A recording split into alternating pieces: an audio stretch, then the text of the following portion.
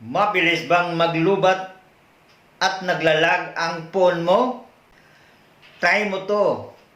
Sobrang simple, pero epic. Let's go! Kita ko ang problema. Itap ko itong, kita nyo, add text. At ngayon, itap ko din ang enter text. Yan. Nakailang tap na ako. Yan ang problema. Kung bakit ang tagal lumabas ng enter text. Ngayon, tapos ko nang na gawa ang 4 na strips at magbukas tayo ng isang apps tulad ng YouTube. Ayan boss, bigla na lang bumilis. Smooth na wala ng lag. Tingnan mo. Ayan boss, kanina, nagsimula ako ng gumawa ng 4 step is 44% ang battery ko. Pagkatapos kong gawin ng 4 steps is 44 pa rin. Meaning, nakasave na tayo ng battery.